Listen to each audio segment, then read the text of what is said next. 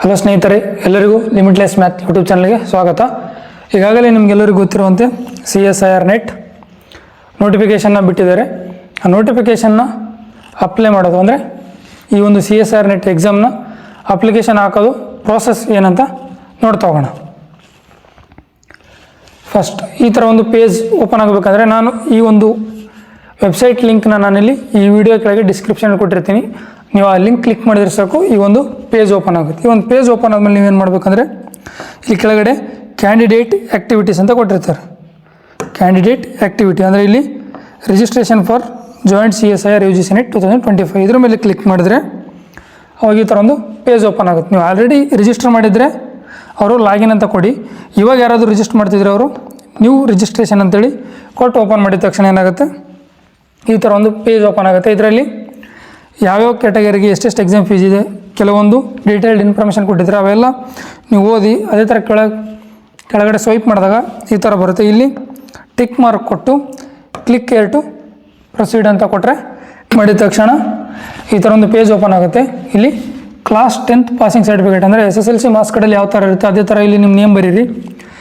ಆ SSLC marks ಕಾರ್ಡಲ್ಲಿ ಯಾವ ಥರ ಇರುತ್ತೋ ಅದೇ ಥರ father name, mother name, marks ಕಾರ್ಡಲ್ಲಿ ಇರ್ತಕ್ಕಂಥ ಡೇಟ್ ಆಫ್ ಬರ್ತು, ನಿಮ್ಮ ಜೆಂಡರ್ ಇಲ್ಲೆಲ್ಲ ಹಾಕಿದ್ಮೇಲೆ ಸೇಮ್ ಅದೇ ಥರ ಕನ್ಫರ್ಮೇಷನ್ ಇಲ್ಲೇನು ಟೈಪ್ ಮಾಡಿರ್ತೀರ ಆ್ಯಸ್ ಇಟ್ ಈಸ್ ಅಲ್ಲೇ ಟೈಪ್ ಮಾಡಿದ್ರೆ ಅದೇನಾಗುತ್ತೆ, ಇಲ್ಲಿ ಕನ್ಫರ್ಮೇಷನ್ ತೊಗೊಳುತ್ತೆ. ಇಲ್ಲಿ ಏನಾದರೂ ನೀವು ಡೇಟ್ ಆಫ್ ಬರ್ತ್ ಬೇರೆ ಕೊಟ್ಟು ಇಲ್ಲಿ ಡೇಟ್ ಆಫ್ ಬರ್ತ್ ಬೇರೆ ಕೊಟ್ಟರೆ ಅದು ಹೇಳುತ್ತೆ ಎರಡು ಮ್ಯಾಚಿಂಗ್ ಬೇರೆ ಬೇರೆ ಇದೆ, ಸೊ ನೀವು ತಪ್ಪಾಗ್ತಿದ್ದೀರಾ ಅಂತೇಳಿ. ನೆಕ್ಸ್ಟ್ ಇಲ್ಲಿ ಅಡ್ರೆಸ್, ಪ್ರೆಸೆಂಟ್ ಅಡ್ರೆಸ್ ಮತ್ತು ಪರ್ಮನೆಂಟ್ ಅಡ್ರೆಸ್. ನೀವು ಪ್ರೆಸೆಂಟ್ ಅಡ್ರೆಸ್ ಎಲ್ಲಿರ್ತೀರ ಅದು ಕೊಡಿ, ಅದೇ ಥರ ಪರ್ಮನೆಂಟ್ ಅಡ್ರೆಸ್ ಕೂಡ ಎಲ್ಲಿದಿರುತ್ತೆ ಅಲ್ಲಿ ಪರ್ಮನೆಂಟ್ ಅಡ್ರೆಸ್ ಕೊಡಿ. ಅದೇ ಥರ ಕೆಲವೊಂದು ಎಲೆಕ್ಟ್ರಾನಿಕ್ ಕಮ್ಯುನಿಕೇಷನ್ ಅಂದರೆ ಎಕ್ಸಾಮ್ ಯಾವಾಗಿದೆ, ಅದರ ಆಲ್ ಟಿಕೆಟ್ ಆಗಿರ್ಬೋದು, ಏನಾದರೂ ಆಗಿರ್ಬೋದು, ಕೆಲವೊಂದು ನೋಟಿಫಿಕೇಷನ್ ಬರಬೇಕಾದ್ರೆ ಇಲ್ಲಿ ಮೇಲ್ ಅಡ್ರೆಸ್ ಕೇಳುತ್ತೆ. ಅದೇ ಥರ ಮೇಲ್ ಅಡ್ರೆಸ್ ಕನ್ಫರ್ಮೇಷನ್ ಕೊಡಿ. ಮೊಬೈಲ್ ನಂಬರ್ದು ಇಲ್ಲಿ ಕನ್ಫರ್ಮೇಷನ್.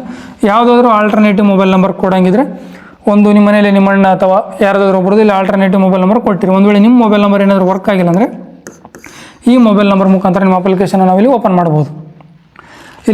ಇಲ್ಲಿ ಪ್ರೆಸೆಂಟ್ ಅಡ್ರೆಸ್ಸು ಮತ್ತು ಪರ್ಮನೆಂಟ್ ಅಡ್ರೆಸ್ ಎರಡು ನೀವೇನಾದರೂ ಸೇಮ್ ಕೊಡೋಂಗಿದ್ರೆ ಇಲ್ಲಿ ಸೇಮ್ ಕೊಡ್ಬೋದು. ಪ್ರೆಸೆಂಟ್ ಅಡ್ರೆಸ್ಸೇ ಬೇರೆ, ಪರ್ಮನೆಂಟ್ ಅಡ್ರೆಸ್ಸೇ ಬೇರೆ ಬೇಕಿದ್ರೆ ಬೇರೆ ಬೇರೆ ಕೊಡ್ಬೋದು. ಅದಾದಮೇಲೆ ಇಲ್ಲಿ ನಿಮಗೆ ಒಂದು ಪಾಸ್ವರ್ಡ್ ಸೆಟ್ ಮಾಡೋಕ್ಕೆ ಕೇಳುತ್ತೆ. ಇಲ್ಲಿ ಪಾಸ್ವರ್ಡ್ ಯಾವ ಥರ ಇರಬೇಕಾದ್ರೆ ಒಂದು ಎಟ್ ಅನ್ನೋ ಸಿಂಬಲ್ಲು, ಈ ಥರ ಒಂದು ಸ್ಪೆಷಲ್ ಕ್ಯಾರೆಕ್ಟರ್ ಇರಬೇಕು, ಒಂದು ಕ್ಯಾಪಿಟಲ್ ಲೆಟ್ರ್ ಇರಬೇಕು, ಇನ್ನೊಂದು ಯಾವುದಾದ್ರು ಒಂದು ಸ್ಮಾಲ್ ಲೆಟ್ರಲ್ಲಿ ಇರಬೇಕು. ಒಂದು ಕ್ಯಾಪಿಟಲ್ ಲೆಟ್ರು, ಸ್ಮಾಲ್ ಲೆಟ್ರು, ಒಂದು ಸ್ಪೆಷಲ್ ಕ್ಯಾರೆಕ್ಟ್ರು, ನಂಬರ್. ನೀವು ಇಲ್ಲಿ ಪಾಸ್ವರ್ಡ್ ಕೊಟ್ಟಾಗ ಹೇಳುತ್ತೆ. ಏನಾದರೂ ಮಿಸ್ ಮಾಡಿದರೆ ಇದನ್ನು ನೀವು ಮಿಸ್ ಮಾಡಿದರೆ ಮತ್ತೆ ಟ್ರೈ ಮಾಡಿ ಅಂತ. ಸೇಮ್ ಇಲ್ಲಿ ಏನು ಕೊಟ್ಟಿರ್ತೀರ ಪಾಸ್ವರ್ಡ್ ಅದನ್ನು ಇಲ್ಲಿ ಮತ್ತೆ ಕನ್ಫರ್ಮೇಷನ್ ಕೊಡಿ. ಇಲ್ಲಿ ಸೆಕ್ಯೂರಿಟಿ ಕ್ವಶನ್ಸ್ ಅಂತ ಕೇಳುತ್ತೆ. ಕೆಲವೊಂದು ಸೆಕ್ಯೂರಿಟಿ ಕ್ವಶನ್ಸ್ ಇದ್ದಾವೆ. ಇಲ್ಲಿ ಏನೇನಿದೆ ಸೆಕ್ಯೂರಿಟಿ ಕ್ವಶನ್ಸ್ ಅಂದರೆ ನೀವು ಇದರಲ್ಲಿ ಯಾವುದಾದ್ರು ಒಂದು ಸೆಲೆಕ್ಟ್ ಮಾಡ್ಬೋದು, ಅಥವಾ ನಿಮಗೆ ಫೇವ್ರೇಟ್ ಕಲರ್ ಬೇಕಾದ್ರೆ ಫೇವ್ರೇಟ್ ಕಲರ್ನ ಸೆಲೆಕ್ಟ್ ಮಾಡಿ ಅದನ್ನು ನೀವು ನಿಮಗೆ ಫೇವ್ರೇಟ್ ಕಲರ್ ಯಾವುದೋ ಅಲ್ಲಿ ಸೆಕ್ಯೂರಿಟಿ ಆನ್ಸರಲ್ಲಿ ನೀವು ಅದನ್ನು ಆನ್ಸರ್ನ ಕೊಡ್ಬೋದು. ಅಥವಾ ನಿಮ್ಮದು ಫಸ್ಟ್ ಸ್ಕೂಲ್ ನೇಮ್ ಏನಂತ ಇಲ್ಲಿ ಕೊಟ್ಟು ನಿಮ್ಮದು ಫಸ್ಟ್ ಸ್ಕೂಲ್ ನೇಮನ್ನು ಕೊಡ್ಬೋದು. ಅಂದರೆ ನೀವೇನೋ ಇನ್ ಕೇಸ್ ಪಾಸ್ವರ್ಡ್ ಏನಾದರೂ ಮರ್ತೋದ್ರೆ ಈ ಒಂದು ಸೆಕ್ಯೂರಿಟಿ ಕ್ವಶನ್ ಅಥವಾ ಒಂದು ಸೆಕ್ಯೂರಿಟಿ ಆನ್ಸರ್ ಮುಖಾಂತರ ನಿಮ್ಮ ಪಾಸ್ವರ್ಡ್ನ ನಾವು ಮತ್ತೆ ರಿಕವರ್ ಮಾಡ್ಬೋದು ಅಂತ. ಅದೆಲ್ಲ ಆದಮೇಲೆ ಇಲ್ಲಿ ಏನು ಕೊಟ್ಟಿರುತ್ತೆ, ಒಂದು ಕ್ಯಾಪ್ಚನ ಕೊಟ್ಟು ಇಲ್ಲಿ ಸಬ್ಮಿಟ್ ಕೊಟ್ಟರೆ ಈ ಥರ ಓಪನ್ ಆಗುತ್ತೆ. ಅಂದರೆ ನಿಮ್ಮ ಡೀಟೇಲ್ಸ್ ಎಲ್ಲ ಒಂದು ಸರಿ ತೋರಿಸುತ್ತೆ. ನಿಮ್ಮದು ನೇಮು, ಮದರ್ ನೇಮು, ನೀವೇನೇ ಕೊಟ್ಟು ಎಲ್ಲ ಡೀಟೇಲ್ಸ್ ರೈಟ್ ಇದ್ದರೆ ಇಲ್ಲಿ ನಿಮ್ಮ ನೇಮ್ ರೈಟ್ ಇದ್ದರೆ ಅಥವಾ ಡೇಟ್ ಆಫ್ ಬರ್ತ್ ರೈಟ್ ಇದ್ದರೆ ಎಲ್ಲದರ ಮೇಲೆ ರೈಟ್ ಇದೆ ಅಂತ ಟಿಕ್ ಮಾಡಿ ಇಲ್ಲಿ ಅಗ್ರಿ ಅಂತ ಕೊಟ್ಟು ಅವಾಗ ಏನು ಮಾಡ್ಬೇಕು, ಇಲ್ಲಿ ಸಬ್ಮಿಟ್ ಆ್ಯಂಡ್ ಸೆಂಡ್ OTP ಅಂತ ಕೊಟ್ಟು ಇಲ್ಲಿ ನಾವೇನಾದರೂ ಸಬ್ಮಿಟ್ ಮಾಡಿದ್ರೆ ಈ ಥರ ಒಂದು ಫಾರ್ಮ್ ಓಪನ್ ಆಗಿ ಇಲ್ಲಿ OTP ಬರುತ್ತೆ. ನೀವು ಯಾವ ಒಂದು ಮೊಬೈಲ್ ನಂಬರ್ ಕೊಟ್ಟಿರ್ತೀರೋ ಆ ಒಂದು ಮೊಬೈಲ್ ನಂಬರ್ಗೆ ಇಲ್ಲಿ ಏನು ಬರುತ್ತೆ, ಒಂದು OTP ಬರುತ್ತೆ. ಆ ಒಂದು OTPನಲ್ಲಿ ಎಂಟ್ರ್ ಮಾಡಿ ಸಬ್ಮಿಟ್ ರಿಜಿಸ್ಟ್ರೇಷನ್ ಫಾರ್ಮ್ ಅಂತ ಕೊಟ್ಟರೆ ಈ ಥರ ಒಂದು ಪೇಜ್ ಓಪನ್ ಆಗುತ್ತೆ. ಅಂದರೆ ಇಲ್ಲಿ ನಮ್ಮದು ಒಂದು ರಿಜಿಸ್ಟ್ರೇಷನ್ ಏನಾಗುತ್ತೆ ಕಂಪ್ಲೀಟ್ ಆಗಿರುತ್ತೆ. ನೆಕ್ಸ್ಟ್ ಅಪ್ಲಿಕೇಶನ್ ಫಾರ್ಮ್ ಫಿಲ್ ಮಾಡ್ಬೇಕು, ಆಮೇಲೆ ಫೀನ ಪೇ ಮಾಡಬೇಕು. ಇಲ್ಲಿ ಏನಾಗಿದೆ ನಮ್ಮದು ಈಗ ರಿಜಿಸ್ಟ್ರೇಷನ್ ಫಾರ್ಮ್ ಕಂಪ್ಲೀಟ್ ಆಗಿದೆ. ಜಸ್ಟ್ ಅಪ್ಲಿಕೇಶನ್ ಫಾರ್ಮ್ ಹಾಕ್ಬೇಕು. ಜಸ್ಟ್ ಕಂಪ್ಲೀಟ್ ಅಪ್ಲಿಕೇಶನ್ ಮೇಲೆ ಕ್ಲಿಕ್ ಮಾಡಿ ಅವಾಗ ಈ ಥರ ಒಂದು ಪೇಜ್ ಓಪನ್ ಆಗುತ್ತೆ. ಇಲ್ಲಿ ಈ ಥರ ಒಂದು ಪೇಜ್ ಓಪನ್ ಆದಾಗ ಕಾಂಟ್ಯಾಕ್ಟ್ ಡೀಟೇಲ್ಸ್ ಆಲ್ರೆಡಿ ನೀವು ಅಪ್ಲಿಕೇಶನ್ ಹಾಕಬೇಕಾದ್ರೆ ಏನಿರುತ್ತೆ ಅದೇ ಕಾಂಟ್ಯಾಕ್ಟ್ ಡೀಟೇಲ್ಸ್ ತೊಗೊಳುತ್ತೆ. ನೆಕ್ಸ್ಟ್ ಪರ್ಸನಲ್ ಡೀಟೇಲ್ಸ್ನ ಕೊಡಬೇಕು. ಸೊ ಇಲ್ಲಿ ಪರ್ಸನಲ್ ಡೀಟೇಲ್ಸ್ ಮೇಲೆ ಕ್ಲಿಕ್ ಮಾಡಿದಾಗ ಏನಾಗುತ್ತೆ, ಈ ಥರ ಒಂದು ಡೀಟೇಲ್ಸ್ ಓಪನ್ ಆಗುತ್ತೆ. ಸೇಮ್ ಇಲ್ಲಿ candidate name, date of birth, gender, ಅದೇ ಥರ are you single girl child in your family without any brother and sister. ಅಂದರೆ ನಿಮ್ಮ ಮನೆಯಲ್ಲಿ ನಿಮಗೆ ಅಣ್ಣ, ತಮ್ಮ, ಅಕ್ಕ, ತಂಗಿ ಯಾರಿಲ್ಲದೆ ನೀವು ಒಬ್ಬರೇ ಗರ್ಲ್ ಚೈಲ್ಡ್ ಆಗಿದ್ದರೆ ಇಲ್ಲಿ ಎಸ್ ಅಂತ ಕೊಡಿ, ಇಲ್ಲಾಂದರೆ ಇಲ್ಲಿ ನೋ ಅಂತ ಕೊಡಿ. ಅದೇ ಥರ ಇಲ್ಲಿ father name, mother name, nationality India, ನಿಮ್ದು ಯಾವ ಸ್ಟೇಟ್ ಆಗಿರುತ್ತೆ ಆ ಸ್ಟೇಟು, ನಿಮ್ಮ ಕ್ಯಾಟಗರಿ, ಕನ್ಫರ್ಮೇಷನ್ ಕ್ಯಾಟಗರಿ, ಆರು PWBD ಕ್ಯಾಂಡಿಡೇಟ್ ಅಂದರೆ ನಿಮಗೇನು ಫಿಸಿಕಲ್ ವಿತ್ ಡಿಸೆಬಿಲಿಟಿ ಇದ್ದರೆ, physical with bench mark disability ಇದ್ದರೆ ಇಲ್ಲಿ ಎಸ್ ಅಂತ ಕೊಡಿ, ಇಲ್ಲಾಂದರೆ ನೋ ಅಂತ ಕೊಡಿ. ಏನಾದ್ರು ಡಯಾಬಿಟಿಕ್ ಇದ್ದರೆ ಎಸ್ ಅಂತ ಕೊಡಿ, ಇಲ್ಲಾಂದರೆ ನೋ ಅಂತ ಕೊಡಿ. ಆ್ಯನ್ಯುವಲ್ ಇನ್ಕಮ್, ನಿಮ್ಮದು ಆ್ಯನ್ಯುವಲ್ ಇನ್ಕಮ್ 0 ಇಂದ 1 ಲಕ್ಷ ಇದ್ದರೆ up to 1 lakh, 1 lakh to 2 lakh ಇದ್ದರೆ 1 ಲ್ಯಾಕ್ ಟು 2 ಲ್ಯಾಕ್, 2 ಲ್ಯಾಕ್ ಟು 3 ಲ್ಯಾಕ್ ಇದ್ದರೆ 2 ಲ್ಯಾಕ್ ಟು 3 ಲ್ಯಾಕ್ ಅಂತೇಳಿ ಆ್ಯನ್ಯುವಲ್ ಇನ್ಕಮ್ ಕೊಡಿ. ನೀವೇನಾದರೂ ಮೈನಾರಿಟಿ ಕಮ್ಯುನಿಟಿಗೆ ಬಿಲಾಂಗ್ ಆಗಿದ್ದರೆ ಇಲ್ಲಿ ಎಸ್ ಅಂತ ಕೊಡಿ. ಅಲ್ಲಿ ಕೆಲವೊಂದು ಮೈನಾರಿಟಿ ಕಮ್ಯುನಿಟಿಗಳು ತೋರಿಸ್ತವೆ, ಅದರಲ್ಲಿ ನಿಮ್ದು ಯಾವುದು ಮೈನಾರಿಟಿ ಕಮಿಟಿ ಆಗಿರುತ್ತೆ ಅದಕ್ಕೆ ಸೆಲೆಕ್ಟ್ ಮಾಡಿ.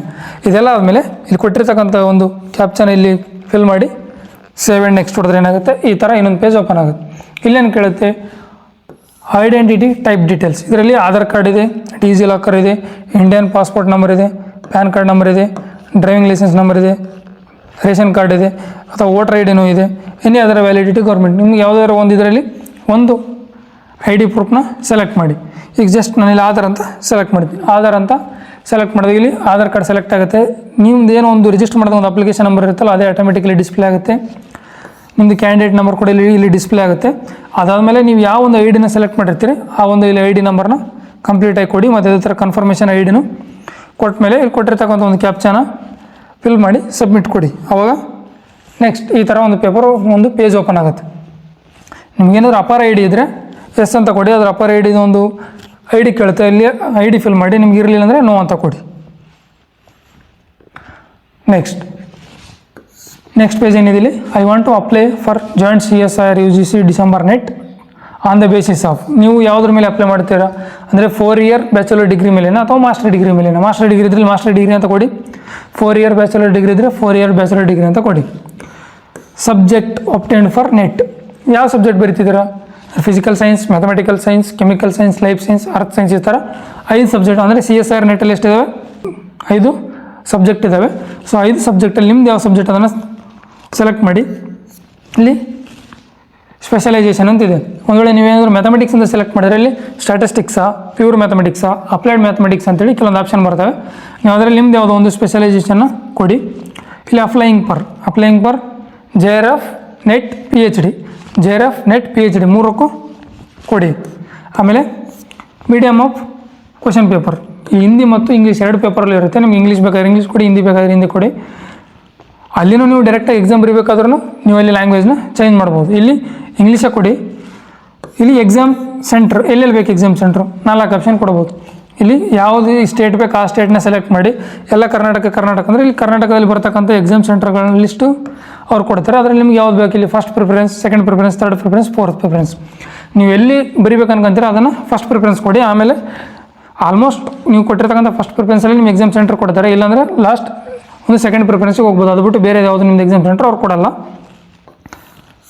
ಫಾದರ್ ಆಕ್ಯುಪೇಷನ್ ಅಂದರೆ ಅವರು ಏನು ವರ್ಕ್ ಮಾಡ್ತಿದ್ದಾರೆ ಅದರ ಮೇಲೆ ಇಲ್ಲಿ ಒಂದು ಕೆಲವೊಂದು ಲಿಸ್ಟ್ ಇದ್ದಾವೆ. ಆ ಲಿಸ್ಟಲ್ಲಿ ನಿಮ್ದು ಯಾವುದೋ ಒಂದು ಆಕ್ಯುಪೇಷನ್ ಬರುತ್ತೆ ಅದು ಕೊಟ್ಟರೆ. ಅದೇ ಥರ ಇಲ್ಲಿ ಫಾದರ್ ಕ್ವಾಲಿಫಿಕೇಷನ್, ಅವರು ಡಾಕ್ಟ್ರೇಟಾ, ಪೋಸ್ಟ್ ಗ್ರ್ಯಾಜುಯೇಟಾ ಅಥವಾ ಏನಿದು ಇಲ್ಲಿಟ್ರೇಟಾ, ಈ ಥರ ಅವರು ಯಾವುದೋ ಒಂದು ಕ್ವಾಲಿಫಿಕೇಷನ್ ಇರುತ್ತೆ ಅದನ್ನು ಸೆಲೆಕ್ಟ್ ಮಾಡಿಕೊಡಿ. ಇಲ್ಲಿ ಮದರ್ ಆಕ್ಯುಪೇಷನ್, ಅವರು ಏನು ವರ್ಕ್ ಮಾಡ್ತಿದ್ದಾರೆ ಅನ್ನೋದ್ರ ಮೇಲೆ ಇಲ್ಲಿ ಒಂದು ಸೆಲೆಕ್ಟ್ ಮಾಡಿ ಅದನ್ನು ಕೊಡಿ. ಅದು ಅಂದರೆ ಇಲ್ಲಿ ಗೌರ್ಮೆಂಟ್ ಸರ್ವೆಂಟ, ಅಗ್ರಿಕಲ್ಚರ, ಈ ಥರ ಆಪ್ಷನ್ ಇರುತ್ತೆ. ಆಕ್ಯುಪೇಷನಲ್ಲಿ ಗೌರ್ಮೆಂಟ್ ಸರ್ವೆಂಟ, ಅಗ್ರಿಕಲ್ಚರ, ಅದರಲ್ಲಿ ಅವರು ಏನು ವರ್ಕ್ ಮಾಡ್ತಿದ್ದಾರೆ ಆ ವರ್ಕ್ ಬಗ್ಗೆ ಇಲ್ಲಿ ಕೊಟ್ಟರೆ ಸಾಕು. ಮದರ್ ಅಥವಾ ಗಾರ್ಡಿಯನ್ ಕ್ವಾಲಿಫಿಕೇಷನ್, ಮದರ್ ಕ್ವಾಲಿಫಿಕೇಷನ್ ಏನು ಅದನ್ನು ಇಲ್ಲಿ ಕೊಡಿ. ಆಮೇಲೆ ಕೊಟ್ಟಿರ್ತಕ್ಕಂಥ ಒಂದು ಕ್ಯಾಪ್ಚನ ಟೈಪ್ ಮಾಡಿ ಸೇವ್ ಮತ್ತು ನೆಕ್ಸ್ಟ್ ಕೊಡಿ. ಅವಾಗ ಈ ಥರ ಒಂದು ಪೇಜು ಓಪನ್ ಆಗುತ್ತೆ. ಸೊ ಇಲ್ಲಿರ್ತಕ್ಕಂಥದ್ದೇನು qualification detail, education detail, master degree qualification detail. ಅಂದರೆ ನೀವು ಅಲ್ಲಿ ಮಾಸ್ಟರ್ ಡಿಗ್ರಿ ಬೇಸಿಸ್ ಮೇಲೆ ಅಪ್ಲೈ ಮಾಡ್ತಿದ್ರೆ ಮಾಸ್ಟರ್ ಡಿಗ್ರಿ ಕ್ವಾಲಿಫಿಕೇಷನ್ ಡೀಟೇಲ್ನ ಕೇಳುತ್ತೆ. ಇಲ್ಲಿ ಸ್ಟೇಟಸ್ ಪಾಸಾ, ಏನು ಇವಾಗ ನೀವು ಮಾಸ್ಟರ್ ಡಿಗ್ರಿ ಮಾಡ್ತಿದ್ದೀರಾ ಅಂತ ಕೇಳುತ್ತೆ. ಅಪೇರಿಂಗ್ ಪಾಸ, ಇಲ್ಲಿ ಪಾಸ್ಡ್ ಅಂತ ಕೊಟ್ಟರೆ ಯಾವ ವರ್ಷ ಪಾಸ್ ಆಗಿದ್ದೀರಾ, ಯಾವ ವರ್ಷ ಅಪೇರಿಂಗು. ಇಲ್ಲಿ ಕೋರ್ಸ್ ಸ್ಟ್ರೀಮ್ ಅಂದರೆ MSc ಬೇರೆ ಬೇರೆ ಕೋರ್ಸ್ಗಳಿದ್ದಾವೆ. ನಿಮ್ಗೆ ಅದರಲ್ಲಿ ಯಾವುದು ಅಂತ ಸೆಲೆಕ್ಟ್ ಮಾಡಿ. ಕ್ವಾಲಿಫೈಯಿಂಗ್ ಎಕ್ಸಾಮಿನೇಷನ್ ಫ್ರಮ್, ಅಂದರೆ ನೀವು ಇಲ್ಲಿ ಇಂಡಿಯಾದಲ್ಲಿ ಎಕ್ಸಾಮ್ ಕ್ವಾಲಿಫೈ ಆಗಿದ್ದೀರಾ ಅಂದರೆ ಮಾಸ್ಟರ್ ಡಿಗ್ರಿ ಇಂಡಿಯಾದಲ್ಲಿ ಮುಗಿದಿದೆಯಾ, ಬೇರೆ ದೇಶದಲ್ಲಿ ಏನಾದರೂ ಮುಗಿದಿದೆಯಾ ಅಂತ. ಒಂದು ಅಲ್ಲಿ ಇಂಡಿಯಾ ಅಂತ ಕೊಟ್ಟ ಮೇಲೆ ಯಾವ ಸ್ಟೇಟಲ್ಲಿ ಮಾಡಿದ್ದೀರಾ, ಯಾವ ಸ್ಟೇಟಲ್ಲಿ ನಿಮ್ಮದು PG ಕಂಪ್ಲೀಟ್ ಆಗಿದೆ, ಅದಾದ ತಕ್ಷಣ ಯಾವ ಯೂನಿವರ್ಸಿಟಿಲಿ ನಿಮ್ಮದು MSc ಅಥವಾ PG ಕಂಪ್ಲೀಟ್ ಆಗಿದೆ. ಜಸ್ಟ್ ಇಲ್ಲಿ ರಿಸಲ್ಟ್ ನೋಡಿ, ಒಂದು ರಿಸಲ್ಟ್ ಪರ್ಸೆಂಟೇಜಲ್ಲಿರುತ್ತೆ, ಇನ್ನೊಂದು CGPಯಲ್ಲಿ ಇರುತ್ತೆ, ಒಂದು ರಿಸಲ್ಟ್ ಪರ್ಸೆಂಟೇಜಲ್ಲಿ ಇರುತ್ತೆ, ಇನ್ನೊಂದು CGPಯಲ್ಲಿ. ಆಲ್ಮೋಸ್ಟ್ ಪರ್ಸೆಂಟೇಜಲ್ಲಿ ಕೊಡ್ತಾರೆ. ಪರ್ಸೆಂಟೇಜ್ ಕೊಟ್ಟರೆ ಟೋಟಲ್ ಮಾರ್ಕ್ಸ್ ಒಬ್ಟೈನ್ಡ್ ಮಾರ್ಕ್ಸ್ ಅಂತ, ಟೋಟಲ್ ಮಾರ್ಕ್ಸ್ ಎಷ್ಟಿರುತ್ತೆ ಎಲ್ಲ 4 ಸೆಮ್ಮಿಂದು ಟೋಟಲ್ ಮಾರ್ಕ್ಸ್ ಟೈಪ್ ಮಾಡಿ 4 ಸೆಮ್ಮಲ್ಲಿ ನೀವು ಎಷ್ಟೆಷ್ಟು ತೊಗೊಂಡಿದ್ದೀರೋ ಎಲ್ಲ ಪ್ಲಸ್ ಮಾಡಿ ಒಬ್ಟೈನ್ಡ್ ಮಾರ್ಕ್ಸ್ ಮೇಲೆ ಟೈಪ್ ಮಾಡಿದರೆ ಪರ್ಸೆಂಟೇಜ್ ಆಟೋಮೆಟಿಕ್ ಅದೇನು ಮಾಡುತ್ತೆ ಇಲ್ಲಿ ಡಿಸ್ಪ್ಲೇ ಮಾಡುತ್ತೆ. ಸೊ ಇದೆಲ್ಲ ಆದಮೇಲೆ ಇಲ್ಲಿ ಕರೆಕ್ಟಾಗಿ ಕ್ಯಾಪ್ಚನ ಕೊಟ್ಟು ಸೇವ್ ಆ್ಯಂಡ್ ನೆಕ್ಸ್ಟ್ ಅಂತ ಹೊಡಿ, ಸೇವ್ ಆ್ಯಂಡ್ ನೆಕ್ಸ್ಟ್ ಅಂತ ಕೊಡಿರಿ. ಇಲ್ಲಿ ಕೋರ್ಸ್ ಸ್ಟ್ರೀಮ್ಸ್ ಯಾವ್ಯಾವ ಇದಾವೆ? ಕೋರ್ಸ್ ಸ್ಟ್ರೀಮ್ಸ್ ಅಂದರೆ BS, MS, MSc equivalent, MS PhD and other ಅಂತ. ನೀವು ಮಾಸ್ಟರ್ ಡಿಗ್ರಿ ಮೇಲೆ ಅಪ್ಲೈ ಮಾಡ್ತಿದ್ರೆ MSc ಇಕ್ವಿವೆಲೆಂಟ್ ಅಂತಲೇ ಕೊಡಿ, ಇಲ್ಲ MSc ಇಕ್ವಿವೆಲೆಂಟ್ ಕೊಡಲಿಲ್ಲ ಅಂದರೆ ಅದರ್ ಅಂತ ಕೊಟ್ಟರೆ ನಮ್ಗೆ ಇನ್ನೊಂದು ಆಪ್ಷನ್ ಓಪನ್ ಆಗುತ್ತೆ.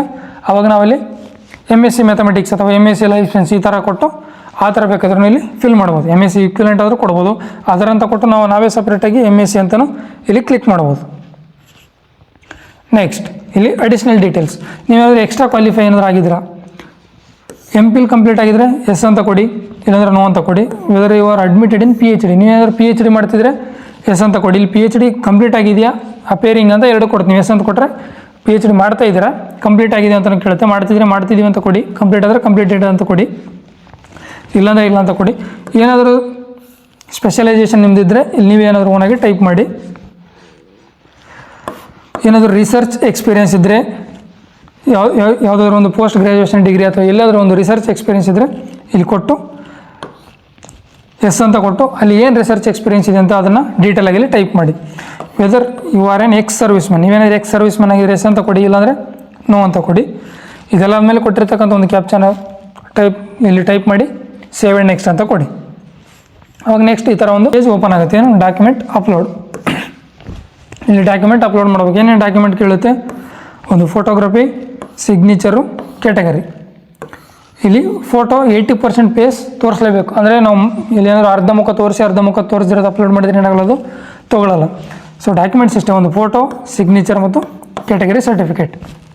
ಅವ್ರು ಕೊಟ್ಟಿರ್ತಕ್ಕಂಥ ಸೈಜಲ್ಲಿ ಕನ್ವರ್ಟ್ ಮಾಡಿ ಅಪ್ಲೋಡ್ ಮಾಡಿ. ಅಪ್ಲೋಡ್ ಮಾಡಿದ ಮೇಲೆ ಈ ಥರ ತೋರಿಸುತ್ತೆ ಅಪ್ಲೋಡೆಡ್ ಅಂತೇಳಿ. ನೀವು ಮಾಡಿರ್ತಕ್ಕಂಥ upload photography, signature, category certificate ಏನಾದರೂ ಅದೇನೋ ಇಲ್ಲ ಏನಾದರೂ ಬೇರೆ ಏನೋ ಅಂತ ನಿಮ್ಮ ಡೌಟ್ ಇದ್ದರೆ ಒಂದ್ಸರಿ ನೀವು ಇಲ್ಲಿ ಕ್ಲಿಕ್ ಮಾಡಿದ್ರೆ ಏನಾಗುತ್ತೆ, ಆಟೋಮೆಟಿಕ್ ಓಪನ್ ಆಗುತ್ತೆ. ಅಲ್ಲಿ ನೀವು ಅದನ್ನು ಚೆಕ್ ಮಾಡ್ಬೋದು, ನಿಮ್ಮದೇನೋ ಇಲ್ಲ ಅಂತೇಳಿ. ಸೊ ಅದಾದಮೇಲೆ ಇಲ್ಲಿ ಕೊಟ್ಟಿರ್ತಕ್ಕಂಥ ಕ್ಯಾಪ್ಚನ ಟೈಪ್ ಮಾಡಿ ಸೇವ್ ಆ್ಯಂಡ್ ನೆಕ್ಸ್ಟ್ ಕೊಡಿ. ನೆಕ್ಸ್ಟ್ ಪೇಜ್ ಈ ಥರ ನೀವೆಲ್ಲ ಕೊಟ್ಟ ಮೇಲೆ ಒಂದು ಕನ್ಫರ್ಮೇಷನ್ ಪೇಜ್ ಓಪನ್ ಆಗುತ್ತೆ.